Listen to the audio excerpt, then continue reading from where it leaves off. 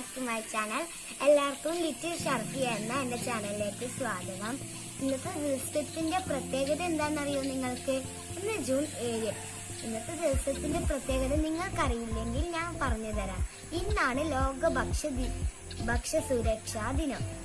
ഇതിനാണ് നമ്മൾ ഇങ്ങനെ ഒരു ദിനം കൊണ്ടാടുന്നത്. നിങ്ങൾ ചിന്തിക്കാറുണ്ടോ നിങ്ങൾ കഴിക്കുന്ന ഭക്ഷണത്തിൽ നിങ്ങൾ സേഫാണെന്ന്?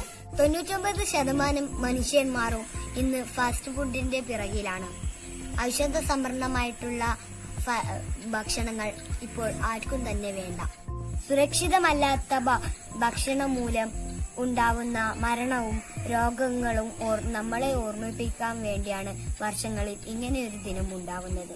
നിങ്ങളുടെ നല്ല ആരോഗ്യത്തിന് വേണ്ടി മിതമായ വൈറ്റമിൻസ് അടങ്ങിയ ഭക്ഷണം കഴിക്കൽ ആവശ്യമാണ്. നിങ്ങൾക്കറിയോ,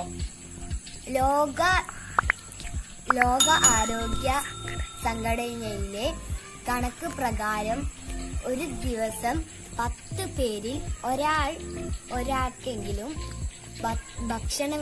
ഭക്ഷ്യവിഷബാധയേറ്റ് രോഗിയാവാറുണ്ട്.